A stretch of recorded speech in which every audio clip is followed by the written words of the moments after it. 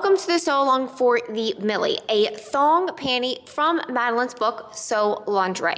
It is a beginner sewing project, so if you have never sewn lingerie before, this is your first project.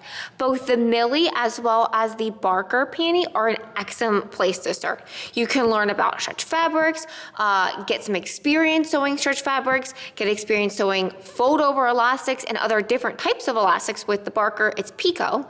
So you just kind of tippy-toe into the world of DIY lingerie without diving in head first. Now, in this sew along, I will be going over everything from what fabrics you should have, what pattern piece you should have cut out for which fabrics, trims, as well as all sewing steps. What I won't be covering is fit, but good news is that fit with panties, so much easier than bras, especially underwire bras. So let's jump right in and let's go over what fabrics you should have cut out.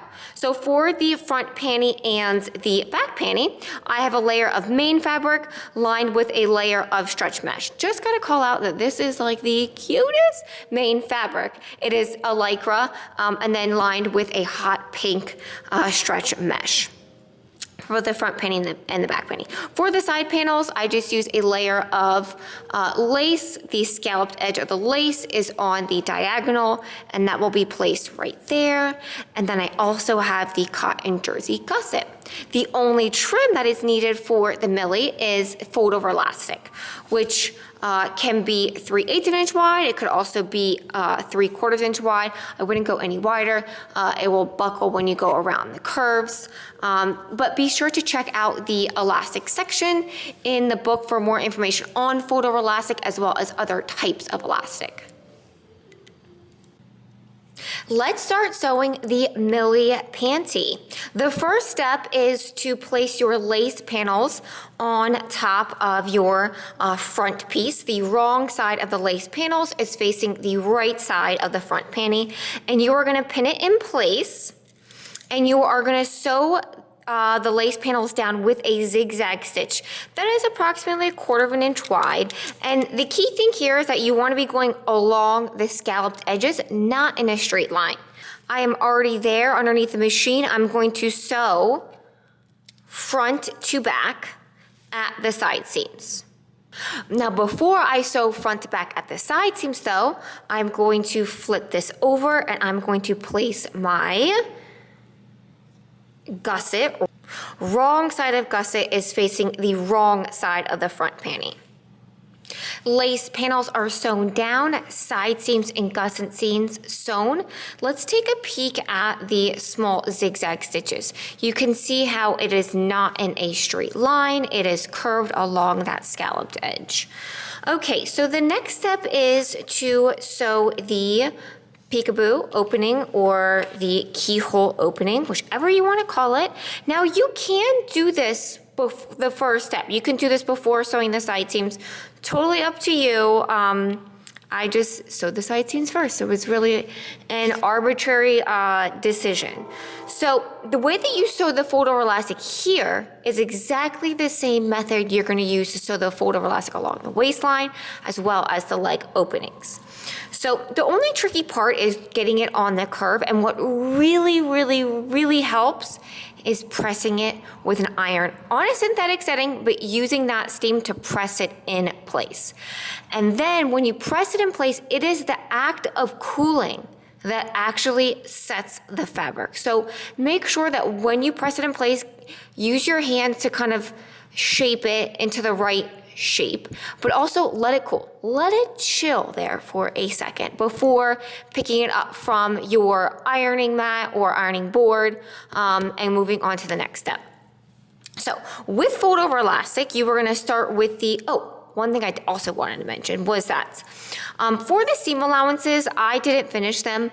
I 100% have a serger and I could have finished it, but with a thong panty like this, but when you sew the fold over elastic on the waistline as well as the leg opening, the amount of seam allowance that is actually showing on the finished garment is like this much.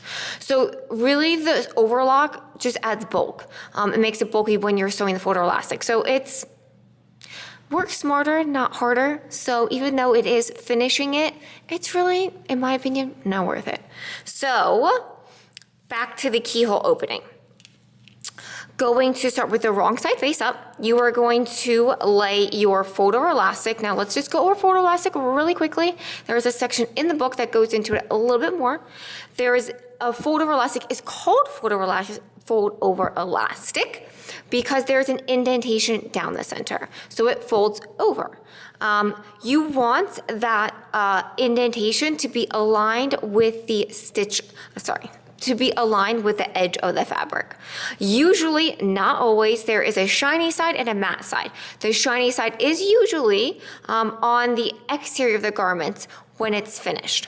So let's lay this down. And we are gonna place the indentation down the center. And we're going to be stitching on the matte side as close to the edge as possible, not down the center, as close to the edge. Now you're probably going to get worried because like, how do you sew this? Like it's so curved. So underneath your machine, it's okay to sew it like that. Once we do the second pass, and really it doesn't take shape until you press it. So if it looks really wonky, and I'll show you how it looks after sewing mine, it will. But once you steam it into place, that's when that curve really takes shape. First pass, and pass is just another term for step of sewing the fold over elastic is done. And as you can see, it doesn't look pretty right now. No, it looks really like, what's it doing here, okay? It looks wonky. Again, once you sew the second pass and then press it, that's when it will take shape. So don't panic, don't get your panties in a knot, literally and figuratively, and just move on to the next step, which is to fold it to the right side and sew another line of zigzag stitches as close to the edge as possible. Let's take a peek at the other row of zigzag stitches. You see how it's really close to that edge? It's not down the center. So you want to do that same step. Okay, now it looks even worse. Again, don't panic yet until you get it underneath the machine. But I did want to take, or until you get it underneath the iron, I'm sorry. Again, let's take a peek at that zigzag stitches on the second pass of fold over elastic. It's really close to that edge. The reason being is that if you sew it down the center, then this is gonna have like a little bit of a lip, and it's just not pretty from a sewing standpoint. So let me take it to the iron, and I'm gonna show you just how much better. So let me take it to the iron and show you how much better it's going to look once you press that into place.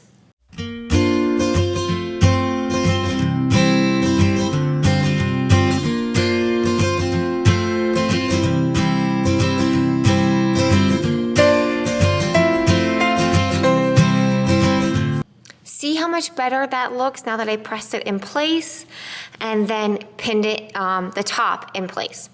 So the last step, see, don't you love how quickly this comes together?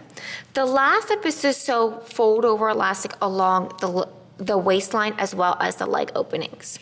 Same method as the keyhole opening. So you are gonna start with the wrong side face up. You are going to sew the first pass.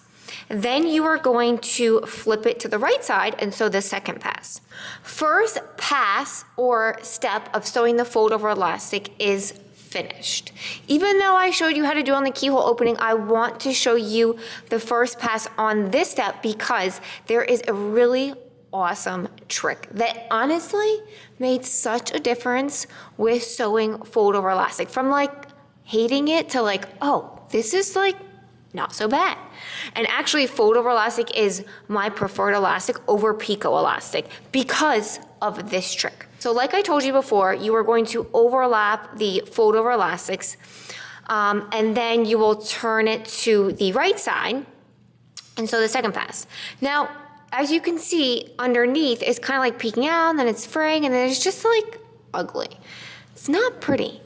So a really awesome trick is that when I sew the first pass, I overlap the elastics, I put my needle down, I do a straight stitch back and forth 2-3 times. That way, when I go to flip it over, it is, oh, also I clip it at a diagonal here. When I flip it over, it is so nice and clean. Nothing is coming out from underneath. It's so nice. It's so nice. It's those little sewing tips that like just get your sojo going. So I wanted to show you that tip for finishing off fold over elastic that makes it super clean and not a hot mess like this will be. So now I'm going to go to the right side. If there is any point of your fabric that is hanging past the indentation, see like right here, that usually happens at like the crotch seam, I'm gonna take my duck-billed scissors and I'm gonna trim it super close to the stitching. Millie Panty is complete. Now to show you how much better that finish is for the fold over elastic. So I did it the normal way, and you can see that the elastic underneath is coming out, and especially when you wash this, that is going to fray.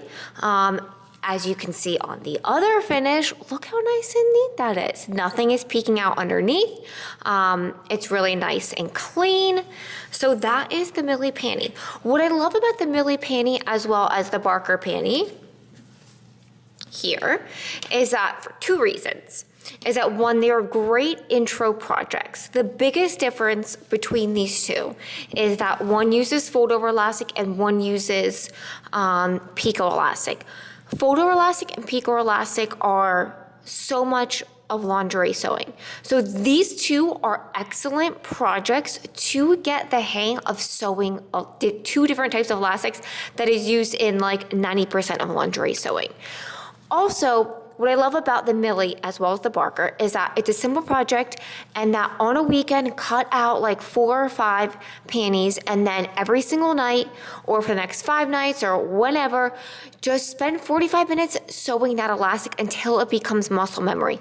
Most DIY lingerieers struggle at the beginning with sewing elastic, but once it becomes muscle memory, they know how much attention to apply to it. I see that the quality of their me-made lingerie jumps leaps and bounds, and it looks so professional. So these are two projects that are so great to get that experience with sewing those two types of elastics. Any questions? Don't hesitate to pop them in the comments below or to email hello@madeline.com.